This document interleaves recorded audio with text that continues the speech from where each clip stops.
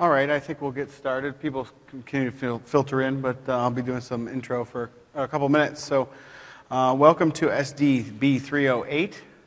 The name that you see in the catalog and the name you see out there was it's sort of right, but it's sort of wrong too. So this is actually Orchestrating Windows Azure, in case there's some other kind of Azure you thought it'd be orchestrating, with System Center 2012 SP1. Since the integration pack for Azure came out with SP1, I like to make that distinction, and I like to be good on the marketing guy's side and make sure that Windows is in front of Azure. My name is Charles Joy. I'm a senior program manager with the Windows Server and System Center team. This is my Twitter handle, so if you'd like to give me feedback and you want to be public about it, you go ahead and do that there, or you can be anonymous and put it in the comments. I appreciate your feedback either way. I will try not to tout all the things I've done in this session. I got some feedback. I beat my chest too much in my session yesterday, so I'll try to be more humble today. All right, session objectives and takeaways. Basically, understand the requirements to deploy and manage Windows Azure targets with System Center 2012 SP1. Articulate the Microsoft story for Windows Azure management with System Center 2012 SP1. And then identify the key use cases for the System Center 2012 SP1 Orchestrator Windows Azure Integration Pack. How many of you have tried out or even heard of the Windows Azure Integration Pack? Good portion of you, okay. So, key takeaways. The ability to demo and implement System Center 2012 SP1 managed Azure solutions, whether it's PowerShell or the integration pack or even app controller. Other key takeaway is I have available for you now 21 example runbooks with video demonstration available at this address, or if you go to Building Clouds. So you could get started right away after this if you wanted to, and everything you see that I'm doing today is available, so you can use that. So because it takes a little while to spin something up, I want to make sure we can check back on its progress. I'm going to actually jump into the demo right now, and then we'll jump back to the slides. I'm going to kick it off. Looks like we still got some internet available, so we should be good to go. All right. Oh, wrong window. All right. So I will be going through these runbooks in detail, but I'm going to kick this one off by adding to the available, well, I'll show you my Azure. You can see all the stuff that I have already, and I'll go through the architecture of this and what's available right now. But you can see you don't see anything in there with the 003 on it. We will, after this run successfully, because I'm going to pass information from a file. Line number 3 happens to have all the stuff with the 003 moniker. So I'm going to just kick this off and then make sure it's running. Looks good. And pop back over to the slides while that bakes in the oven or the cloud. So, a little introduction, where I come from, what team I'm on. We're in the progress of being renamed from TED to CAT, but same stuff still applies. If you're familiar with PDT, which there's a session right now, so I appreciate it. I'm competing with one of my coworkers, Rob, and he's doing a PDT session right now. VMMT is now named Matt, and Mark did a session on that earlier. And then we have Lighthouse, we have real-world scenarios, lots of example runbooks, the Building Clouds blog, which you may have heard Brad referred to in the keynote. But our real goals are to bootstrap technical Salesforce and perform targeted customer engagements. We are, whether we're named Cat or Ted, we are at your fingertips. You can learn more by visiting our blog, http://aka.ms/building clouds. Please follow us on Twitter, and you can watch us, Building Clouds TV. We put videos up there. And if you need to send us email, ask questions, you can do that. This is all in the PowerPoint, which is, I believe, made available to you. So on to the content. The example solution components that I'll be discussing today include System Center 2012 SP1 Orchestrator, Windows Server 2012, Windows PowerShell, in Windows Azure. One other component that's not on this list, but I will add, especially if we have some time near the end, is App Controller. And I have a pretty cool demo that I've been doing for people at our booth with App Controller and assigning rights to not only the private cloud, but the public cloud, Azure, and the hosted cloud. So I'll probably get to that at the end. If not, you can come see me at the booth. That's where I'm going right after this. So what is Orchestrator? Everyone familiar with Orchestrator? Who's not? Probably don't want to raise your hand. Who is familiar with Orchestrator? That's better. I like to. So it was formerly known as a Palace. How many have used it when it was a Palace? Okay. How many were here yesterday for my session? A couple of you. Cool. All right. So you'll see a theme. So it's a System Center 2012 component. Integration, automation, orchestration, what it's all about. As I said yesterday, it's the glue of the data center, providing the ability to connect most any system/software to any other system/software via available APIs. That's important.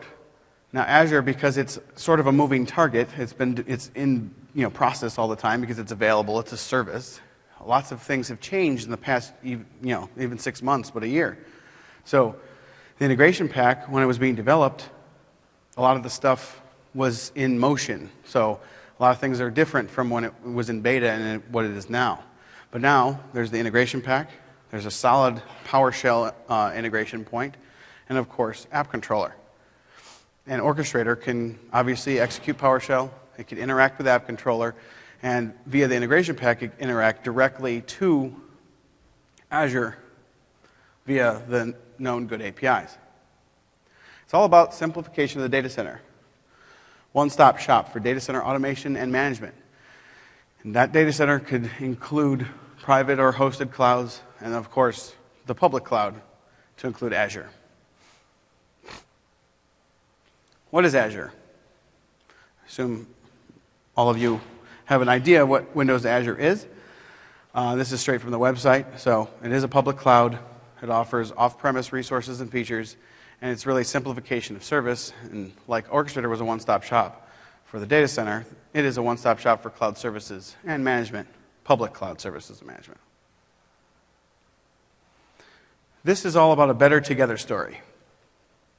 Windows Azure plus Orchestrator, better together, removes much of the complexity of managing Windows Azure and features and resources. And it solves that API puzzle. The integration pack though it is different than the rest of the integration packs in Orchestrator, it offers quite a bit towards helping you create the clouds and services and everything you want in Azure because it's point and click and drag and drop sort of stuff. We offer automated deployment.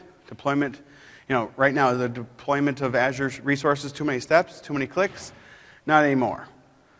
Go from, literally it could be a record in a database or a file like I use to cloud services and virtual machine deployment.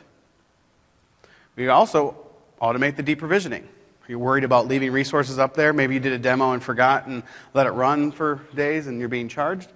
Well, with automation, you can worry no more. You could automatically deprovision the resources in essentially one click. So a little bit about the Windows Azure development or demo environment that I have here. There's 3 services essentially: TED OR VMs 001, TED OR VMs 002, and TED OR VMs 003, the one we kicked off. And once I pop back over, you'll see what all these 3. Now, what am I doing with these for the demonstration?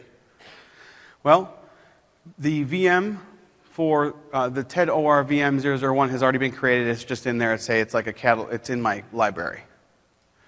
TED OR moved 001 is not there yet, but we're going to create it in the course of this demonstration, and that is based on a VHD that I uploaded previously because it takes about an hour, and I wouldn't want to chance the timing with a session.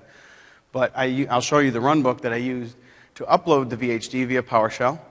And then now that the VHD is sitting there in my disks, I can deploy a VM based on that VHD. So essentially I moved something from on-prem to Azure and then created a VM about it, or based on it. TED OR VMs 002, that is up there currently. If you saw earlier, there was the 1 and 2 stuff. I will be deleting this one as part of a demonstration a little later. And of course, the 3 were being created right now. So enough talk, let's get back to the demonstration. As you can see, it's the creation of 3 is moving right along. Let me refresh. It's currently deploying the VM. So if we hop over to Azure, you can see there's more stuff going on. We have 3 storage accounts. Storage 3 is currently in the process of being created. 3 service accounts, or cloud services, 1, 2, and 3. Previously, it was just 1 and 2, and the runbook that I kicked off in the very beginning of this presentation was the creation of 3. And then virtual machines, we're still in the creation of the storage. I noticed earlier today when I was testing this out, one of my storage accounts took 1 hour and 10 minutes to create, and then the next one took 4 minutes to create. I think we're on a track for a longer one. That's all right. That demo was for creating, so hopefully by the end it'll be created. I'm deliberately deleting number 2 so I didn't have to wait on number 3.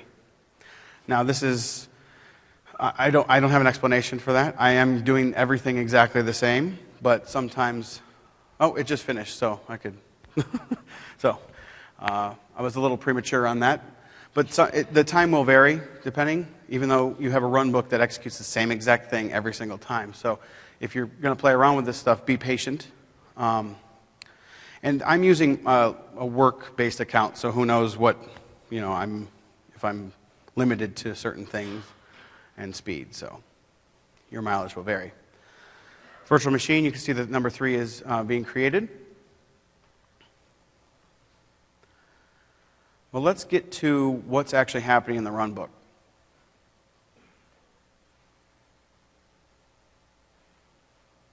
Okay. So here, this is what I call Happy Path Runbook because it's all green across the top. Now, if any one of these things failed or timed out, I could simply add a link out of any of those invoke activities, which would send a notification saying, hey, this failed. I didn't do that because, well, for the most part, 99% of the time this just works and I didn't have to worry about it. Plus it's a demo, so I didn't need to bulletproof it. So let's hop into what one of the first activities actually does. Well, it triggers a runbook. We can see that here.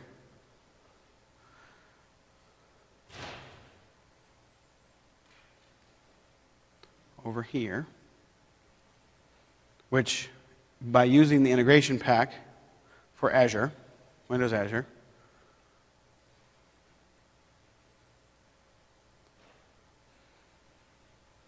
which I chose, which can be used for multiple things, creating a cloud service, deleting a cloud service, updating a cloud service, listing cloud services. So this one activity is for cloud service stuff. I chose create cloud service, and I'm passing information in that I'm receiving from a text file, which I'll show you in a little bit. And I've set it up to use an affinity group that I had previously created in Azure. So once that's finished, it goes on to the next step, which is adding a service certificate. I just wanted to create something that used every little bit of the integration pack. So while this is not a necessary step, I just wanted to prove that it was possible. So if we look at the integration pack for Azure, we have Azure Certificates, Azure Cloud Services, Azure Deployments, Azure Storage, Azure Virtual Machine Disks, and Azure Virtual Machine Images. So those are the 5 or 6 primary activities that you can use, but within them you have multiple choices. And I'll get into what that means for this integration pack because it's the first of its kind, leveraging cascading dependencies in Orchestrator. So, like the last one, this is a category of actions for certificates. And you could see you could add a management certificate, delete one, list them, add them, delete them, and list management servers and list service certificates. So for this, I'm simply choosing add service certificate. Next step in the process, create an Azure storage account. And so you don't think I was fooling you earlier, You see the time stamps on this. This was 9:47, and this is 10:54.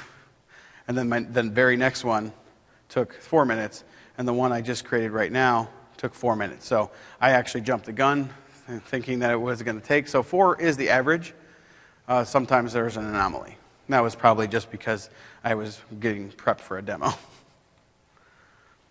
Next thing I do after storage is storage account. I create a Azure container. And I actually need data from the creation of that container, so I'm passing it back out so it can be used in the next activity. After that, we create the VM deployment. So this right here, there's a lot of things you can do with virtual machines. One of them is create VM deployment, which is the most impressive if you ask me, because it's actually creating a virtual machine based on an image.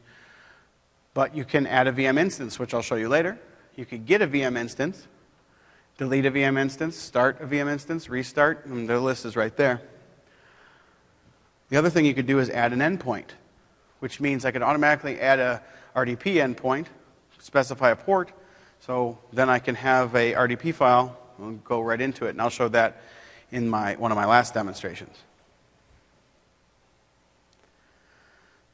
So how did I know that it needed to be sequenced in this specific way? How did I know that the container needed to be created after the storage account?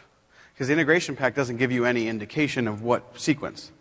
Well, for me, because I was learning on the fly, it was some trial and error. And the errors helped me identify, I can't create logically now I look at it, it makes sense. But if you're just picking up the integration pack the first time, you're like, I don't know which one to do first. And that's one of the reasons I wanted to create example runbooks so people could have that experience and go, this is how it works in this way, and then you could do whatever you want. So that's the creation, and I think this one's actually finished. Yep, looks like it created everything. So let's go back into my Azure portal. Look at the virtual machine. All 3 virtual machines are now there. So as I had in that previous slide, now we have a state where all the VMs, except for that one that is moved, is complete. So the next stage in my demonstration, I'm going to pop back over to the PowerPoint real quick just to make sure. That was to check up. We checked up, and it gave you some behind the scenes on the provision.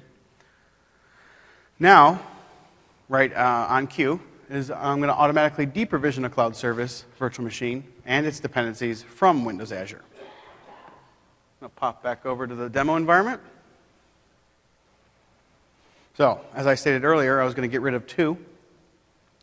And now would be a good time for me to show you what that file looks like that I'm getting all this data from. Because if you use my examples, you're going to have to create your own file or modify my file or do it some other way.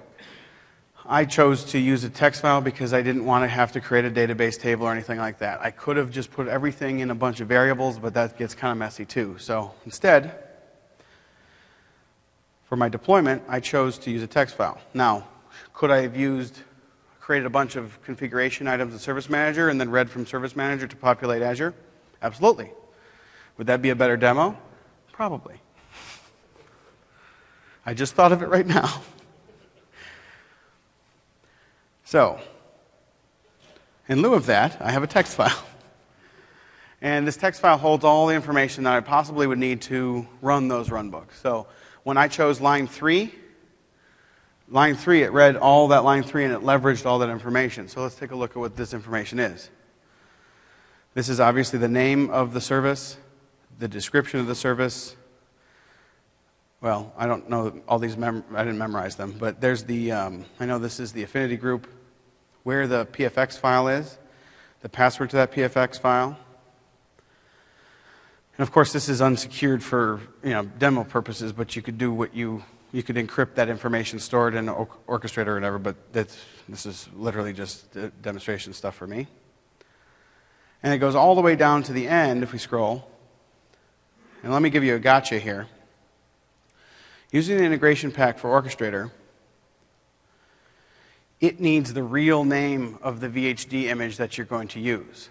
So this is one of the things that's evolved over time as I've been using this. So I actually had an interview with Channel 9, that I was going to show a lot of some of the stuff. And I went and started my demo, and everything went fine until it tried to create the VM, and it said, this VHD doesn't exist. The old name used to be, instead of this GUID, just MSFT. So that's what I had in my text file. How did I find out what it should be? Well, let me show you. So I went to my deployment. I actually created a new one, but I don't have to do that here. I went to the integration pack activity, scrolled down to source image name, and I clicked on it to see what it thought I needed. This is live to Azure right now when I clicked on that button to get stuff. This list used to be different. Gladly, and one of the changes that they made for integration packs is that you could actually do this. Which if you didn't know that, now you do. That actually stemmed from an operations manager because of the management pack stuff is so long. Justin pushed that through, and I'm glad that it made it into this kind of thing. So these are the available images. Now, when you go into Azure and you go VM, and I want to create a new one, now they wouldn't want, people to go, this is what you see. On the back end, the options are a little bit different. Now, if we platform images, there you go. Now, as a precursor to a demo later, there's the one I uploaded earlier. We'll use that in a little while. So, I don't want to sidetrack too much. I just want to show you that if you are going to leverage the text file that I used, you may have to change the name over time as to the image that you want here.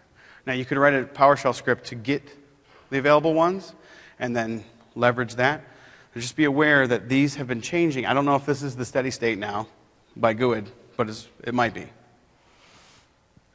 So, back to the text file. So that's the image. And then you identify how big you want the VM to be, the deployment name, and then this is the endpoint stuff that I talked about earlier, which allows me to automatically, then I could log into any of these via RDP. Now, if you didn't have the endpoint stuff configured, you'd have to go and manually create it and that used to be the case in the beta version of this integration pack. It didn't have endpoints, but they got endpoints in, which was good because you could automatically deploy a VM, send an RDP file via email, say this is the credentials, and have someone log in. So that's kind of nice. All right, showed you all that because I'm going to deprovision something. So let me back out of this stuff. Go into my destroy. It's always fun. And why would I do this? Well, what if my developer is done with their VM that happens to be hosted in Azure? I could destroy it. Or what if I'm just a demo guy and I wanted to show someone, but I didn't want to leave it up there and I didn't want to click 5 times on deleting all the stuff? Or what if I didn't know what the process was to delete something? Process comes through very clearly in Orchestrator because you have to do it in the way that it wants you to do it. And this was another trial by, fire and error for me, figuring out what I can delete in order to make it, successful. Now, in earlier versions, if I deleted the deployment, everything else would go away, but that has changed, so I had to change some things up. This currently, I tested it earlier, this currently works in the way that it should, and I think we're steady state at this point. So I'm going to kick it off. It doesn't take as long. You can see this 21 to 25, so 4 minutes to get rid of that deployment. The deployment file, I'm going to delete 2. As I said, there's 2. And I'm going to go ahead and kick this off, and we'll talk through the little bits of it. So sequencing is important, but there are some things you could run in parallel. As you can see, I have a junction in there, so that means or a couple junctions in there. That means I'm running a couple things in parallel. This thread here is running the same time as this thread. So I'm getting the disk information based on this deployment, because if I had multiple disks, I would want to delete them, right? So this is querying for the service which disks are associated. Then it's going to wait, because at the same time, I'm deleting the endpoint that I had created. I'm also deleting the deployment. And then once all that's ready, I will delete the disk, because the disk has to be gone before the deletion, the deployment has to be gone, or it doesn't have to be. I guess it does because it has a dependency. And that's one of the reasons for this disk. I'll jump into that. Where I was just there. There it is. You see this loop? When I tried this earlier, the first time we tried to delete it, Azure had a hold on it still. Second time, Azure had a hold on it still. So I loop it for a certain number of times, so Azure will release the disk, and then I can delete the disk. So that was the little learning that I had to have. And I'll show you the loop there. So every 60 seconds I try, and then I will loop until it's successful, or I've tried 10 times, which is an hour. And if it does fail, I notify that it couldn't do it, and I'll have to do it manually or something like that. We're actually currently running the delete on the disk. You can see that it failed the first time. Because if we go into Azure, we go to disks, you can see that 3 is still being held, even though the deployment and the VM are gone. There's a little latency there. And once that is cleared on that third line, then it'll be able to be deleted. There's just little gotchas to make you aware of in case you start getting frustrated with, this is whether you're using Orchestrator or PowerShell or whatever. Just be aware that there's a little latency from when you say delete. It needs to clear its locks in the database and whatnot. That's my assumption. I didn't get specific information on that. But I've noticed from a user perspective, obviously the VM is gone for 2. Oh, I was showing, yeah. And, the locks are gone, so it should delete the next time. And I wasn't really super aggressive with the loop. I could have done it every 10 seconds, but it's just more thrashing and failure, so 1 minute is fine. So look, we're looking good on that. And if I go back to the run book that's running, once it's done deleting, we're going to delete the service, we're going to delete the blob, then the storage account, or then the storage container, then the account. So we're basically, everything you created in that order, you take the lowest common denominator, work back, and delete up, as far as the storage is concerned. So Git, remember each one of those activities we have in the run book, or each one of those in the integration pack has multiple things. So the icons may look the same, but I'm using list disks here as opposed to delete disk. And like we showed you earlier, it just finished. Let's see. So that time it took 3 minutes essentially to do that. But this is that same activity, but I chose something different. And they do sometimes offer asynchronous options or synchronous options. You could wait for completion, which I need because the rest of my demo depends on it. But if you didn't care, you just delete them whenever you get to them, sort of thing. You could do that. Remove endpoint. This is the virtual machine activity. You see all the options. I'm choosing remove endpoint. I just feed it the information it needs. Delete VM deployment. It's just the activity that is all about deployments. And you see all the options you have there. I've just chosen delete deployment. So these are very simplistic run books. But what I think offers the most value to you or anybody is that what sequence they're in and how they're configured. And that's why I wanted to make them available.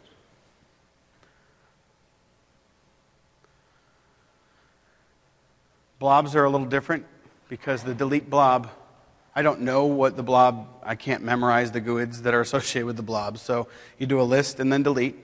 So that's something you would have learned if you started playing around with this. The delete container is pretty self-explanatory, and the delete storage account, pretty self-explanatory. They all use the same activity, but again, because of cascading dependencies, we have lots of different options. Now you see some other stuff, and I'll take a quick aside here, but a lot of that snapshot, download, list, those may be valuable things that are just buried in the storage activity that you may want to leverage. You may want to download the blob. It's kind of weirdly named, isn't it? especially if you're a Marvel fan. So, let's go back to the delete. I think it's done, and it is. Performed all its tasks. So if we go back to Azure, we should see just one, stuff for 1, there we go, and stuff for 3. We just created 3. As I said in the PowerPoints, I was going to delete 2. And now the next demonstration will be to actually create a deployment. So let me get back to the slides. So beyond Orchestrator, Windows Azure plus Orchestrator plus whatever you want. Well, within reason that you could connect to Orchestrator. So the demonstration that I'm going to show you is the blue one, migrating from on-prem to the public cloud. Obviously, you could migrate from the public cloud to on-prem. We have the download capabilities. And you could also hook in Windows Azure, those tasks that you saw, to the rest of System Center, like that demo that I thought of, creating configuration items and then reading from Service Manager to then deploy Windows Azure VMs and resources based on CIs and Service Manager. So basically, the public cloud is just a few simple steps from on-prem management, runbooks connecting OpsMan, Service Manager, Virtual Machine Manager, and Configuration Manager. Well, you could build any of that stuff. Now, I know there's other hooks into Azure from System Center, and the relationship will grow stronger as time goes on.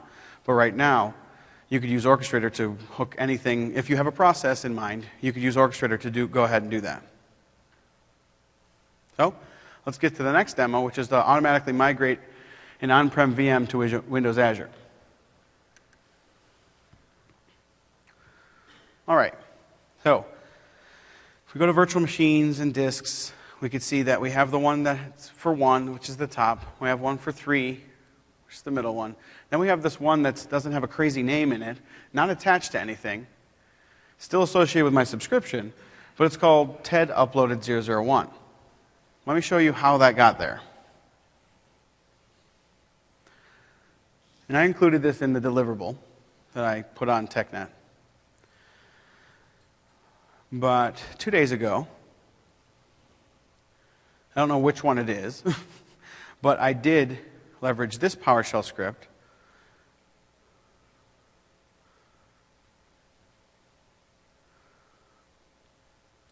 to upload on-prem VHD to Azure. Are there other methods to do? You could do this with? Yes, there's a XE. You could CS upload. You could leverage. You could also leverage App Controller. This is just the PowerShell script for it, and it's done. So all that blue text is just variable or published data, and then we're getting back information after it's been created. Now, the way I built this demonstration previously is that 3 modes. And there you can see about 3 different options. Just upload, just deploy, or the full thing. And I did that because of demonstrations like this where I know I don't want to chance the timing it would take to upload something. It's a 30 gig or 60 gig VHD, so I'm not going to chance the timing. So that's why I did the upload earlier. And now what I'm going to do is execute this runbook, and it will add a VM instance to an existing service, and then add an endpoint, and then we're going to log into it. But first I want to show you where it came from. Where are the roots of this VM? So looks like we've got strong internet connect. That's good. Let me log in. So the roots of the VM that's been moved up there, or the VHD anyway, are one of these. If you saw my session yesterday, it was one of my Hyper-V replica example VMs because it was just one of the VHDs I had available to me. And if you saw my session yesterday, you realized that I have a 2012 server that has a failover log on it. So after I move this VHD and turn it into a VM in Azure, we're going to look for that because this is essentially a copy of that. I wanted to prove that it came from on-prem. I know it's a text file, but you should. I hope you believe me. So, well, let's go take a look back now. Just kidding. So, let's go take a look at that VHD that I'm using. C, where did I put it? Is it E?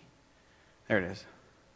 So here's the TED converted VHD. That's what I moved up. If you saw the PowerShell or looked at my variables, this would be the VHD that moved up. And it is 60 gig. So it took about an hour, 40 minutes to an hour depending. So it's not bad. But this is a direct copy of the VM that I just showed you from a couple months back. So let's kick this off.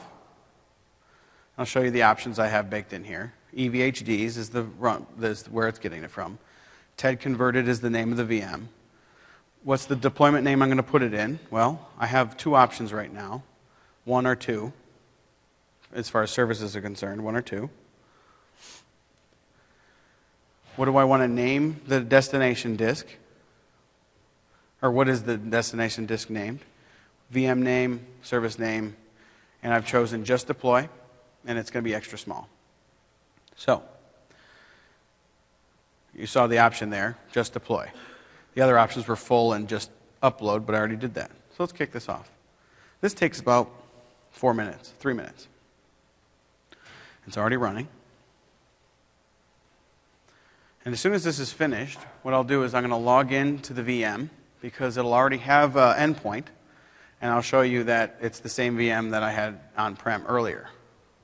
And because we have plenty of time, I'm going to actually add a demonstration into this presentation that was not originally planned, but I think it's kind of cool because it shows another way to automate allocation to Azure. So, all right. So, here. So it's currently running this bit here. And all this information here is being taken in from as published data or variable. And I do wait for completion because I wanted to add an endpoint to it once it's finished.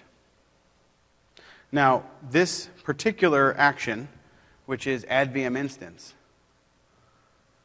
doesn't have the option to do the endpoints right with it. It's probably because I have the create VM deployment, which has it, and it could be to another service, and you wouldn't want to overwrite any existing endpoints.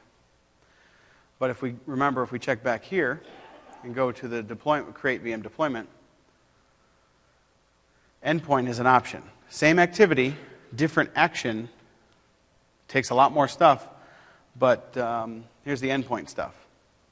And this is creating a deployment and then adding a VM. It's all one fell swoop. Whereas this one, I'm adding to an existing deployment, and it doesn't have the option for endpoint. But I simply just add another activity and say, add a VM endpoint afterwards. So let's see where this is. Still doing that.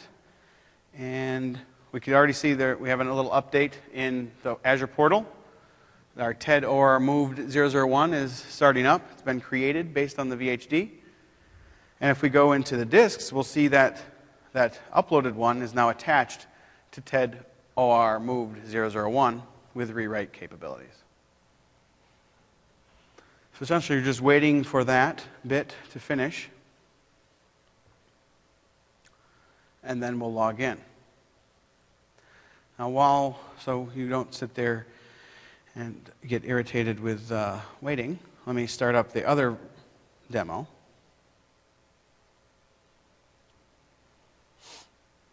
That is going to include App Controller 2. It also is something you may have seen a little bit previously, but it's our SC Demo Cloud demo, which you can, if you're interested in more of it, you could ask your local sales guy or ATS or for more information. But it's what we deliver for our field sales to actually, go out and push private, public, and hosted cloud. So I'll go through this in just a little bit. But what this is going to do, you can see App Controller here. We have a bunch of subscriptions in Azure, a bunch of services and subscriptions and users in VMM for both hosted and on-prem. And the provision process here is to actually provision a user like me or any of the sales guys, for instance, all three of those blogs at once, and that's, or blogs, all three of those clouds at once, and that's this runbook. So, but that's all ready to go, but I wanted to go back to here, check on the status, and currently it's adding the endpoint, as you can see. So in a couple, hopefully very soon, I'll be able to, you can see it's running. If we click on it and go to endpoints, looks like it's done. So let's go back to runbook. Just finishing up some stuff back and forth between the runbook and the Azure, and we should be able to log in any time now.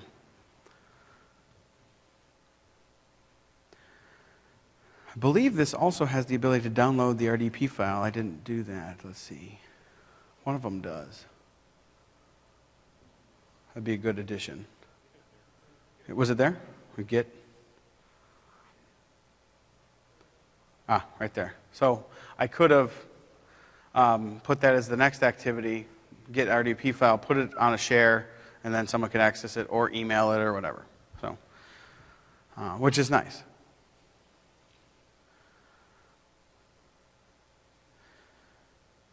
Looks like it's done. So let's go back here. Dashboard. I'm going to just wing it and hit connect and see what happens. I'm going to save it as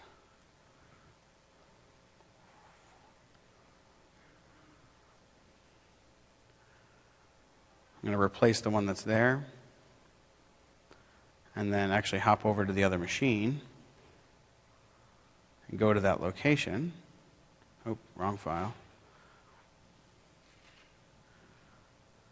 Drop Azure. There it is.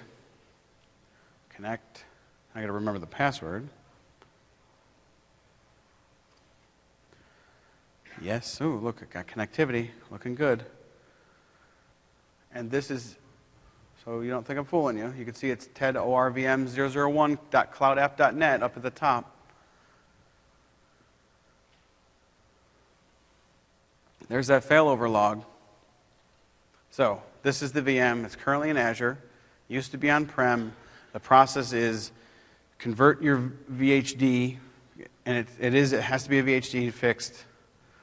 As far as I know, the last time I checked, that's what the specs were, and that's what this is. So I know that at least works. And then you can upload via app controller or PowerShell, and then create a VM, whether it's through PowerShell or the integration pack, and then voila, you have a VHD in the cloud that came from on-prem. In fact, in a couple seconds here, I got a scheduled task that's going to try to run some PowerShell in here, so that even proves it even more that it's from one of my original on-prem ones. All right. Let me go back to the slides real quick to make sure I don't have anything else. So behind the scenes, I've showed you quite a bit of the cascading dependencies for the integration pack. I mean, I could go back. If you have any specific questions later, you could ask me. But what previous integration packs, you get like the VMM IP, for example. There are how many activities in there? Let's say 40, I don't know. One for every little thing. Cascading dependencies allows us to compress the amount of activities into like 6. And then each one has 5 or more actions that those activities will perform. And it changes stuff on the fly. So the definition of cascading dependency is I choose the type of activity. It gives me a list of stuff. I then might have another pick list, and it will, like, whether it's user or image, user disk or image disk. And then that gives me different options. So the dependencies in the integration pack configuration cascade from your choices. So that's basically that.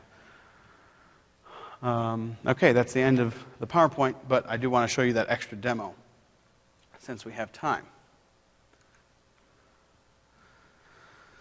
All right. How many of you have seen the SE Demo Cloud demonstration already? Nobody? Oh, good. So what I'm going to do is go to Service Manager. It's a web portal for our production service that we run currently. And Just waiting on that, and then I'll walk through. What we do is have a self-service portal here where I'm requesting access to a set of resources that are cloud-based. So we have Service Manager, Orchestrator, App Controller, VMM. I think that's it. Oh, and Ops Manager. I'm not going to show you that bit, but I do have that too. I am signed in on Link on here because, oh, it integrates with Link as well. So I have a script actually I'm going to put out. So if you're interested in Link integration with Orchestrator, you'll have more information on that next week probably. But for this demonstration, Data Center Cloud Services, request offer, and we're going to follow the cloud here. Go to request form. Title for request form is MMS 2013 live demo, and the customer is you. Next, submit. Who's familiar with how we hook Service Manager to Orchestrator so it fires off runbooks? If you aren't interested, or if you're not aware of that and you are interested, I have about 48-minute video demonstration that's sliced into sections, part 1 through 6, on how to do it. So you could just watch, and that's on the Building Clouds blog. I know that's a hot topic now, hooking the self-service portal to initiate runbooks. So that's currently available on the blog. And we leverage the how to do it here. So you can see MMS 2013 live demo. It's in progress. In a couple seconds, it's already kicked off the runbook, you can see. So in a couple seconds, I should get a link notification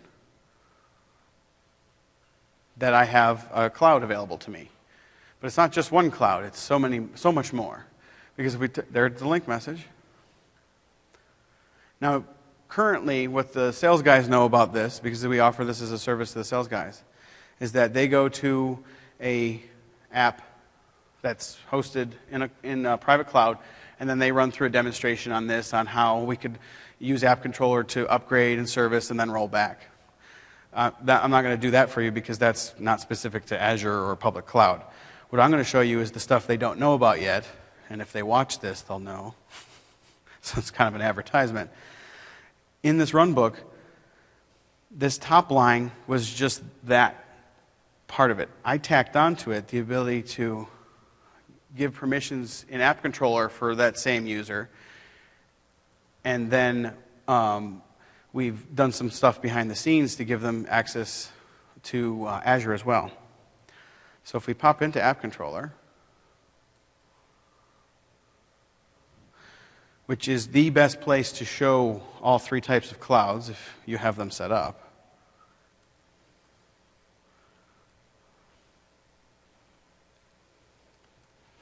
And you'll see I'm an administrator here, so I'm going to get options when I log in. I could log in as an administrator or that scope user that I was just provisioned to when I got that notification. Now when I do this, and this is the whole reason I'm showing you this bonus demo for this, is that I have not only access to that private cloud and that service that you saw, the blog engine, but I also have access to an Azure subscription out of the box and a hosted cloud. So what does this mean? What if this was you on the other end and you have access to this stuff now? Well, I could go to Clouds in App Controller. I could hit Deploy, create a new deployment. Say I don't want a private cloud. I want it to be Windows Azure. Hit OK. Yes.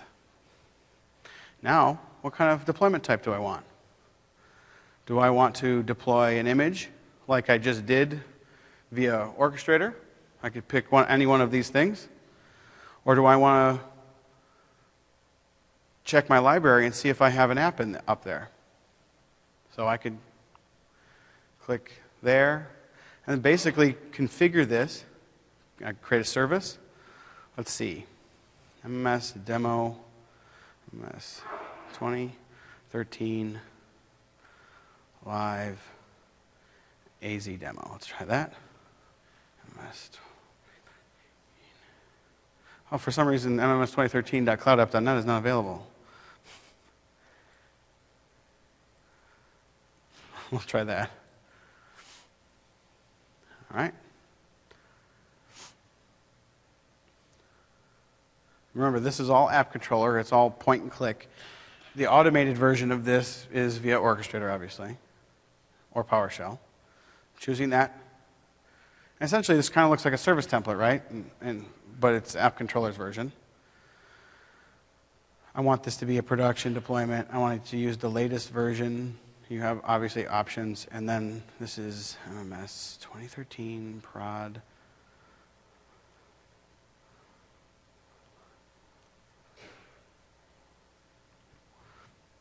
Obviously, you could do whatever you want there. I'm just making it related to what we're doing.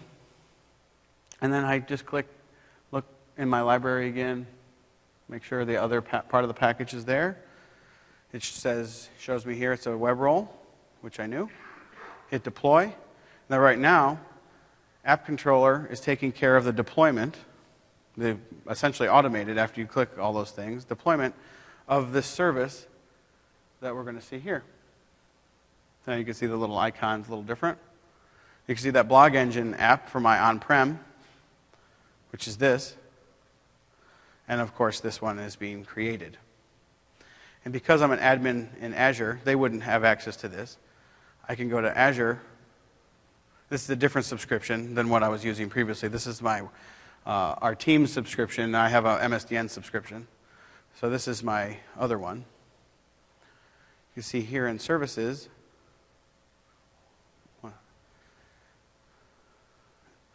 there's the one I just created, AZ demo. So that's just another way you can orchestrate the tasks to get something into Azure. And obviously, the actual deployment will take a little bit of time, but essentially that's it. Now the other part of this, you saw the provisioning part. The other part is the deprovisioning. And there's a lot of complexity in here, but when it gets down to it, if I say I'm done with my demo, or an hour has lapsed since I initiated this because we need to make sure everything's clean, this runbook takes care of everything from not only removing my assignment to those user roles that gives me access to those 3 clouds, but it will reservice the on-prem or private cloud app back down to the known good state. It will delete anything that I've created as far as hosted VMs are concerned. And it will delete all Azure stuff that I've created, so that service would automatically be deleted. And that's via PowerShell. Now, you might ask yourself, why does one of those activities look like run program activity and the other one looks like PowerShell activity? That's because there's different ways to execute PowerShell and Orchestrator. One of them is via the run.net activity. Another one of them is using VMM's PowerShell activity. And the third one that I've leveraged quite heavily, every black icon you see there, is executing a PS1 file from a run program activity, which sometimes is just necessary. So I have a cache of PS1 files on my Orchestrator server, and then I identify, unfortunately this is not very pretty because it's just a bunch of variables, but essentially this is, and I have this blogged as well, open up a command from within a command, so it's nesting, and then open up PowerShell, and then identify the file, and then you can pass in your variables or your parameters. So this is my third favorite way to execute PowerShell from Orchestrator. So let's see how this is doing.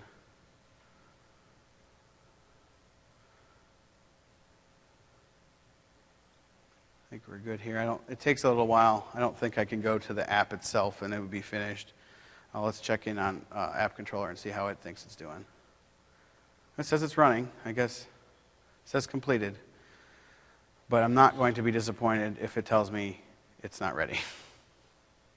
Yeah, I wasn't going to be disappointed. The DNS sometimes takes a little while, and I've noticed some latency there on our end for seeing the actual deployment, but I don't think we want to wait there and stare at the screen for a while. It's trying to figure out the DNS for that.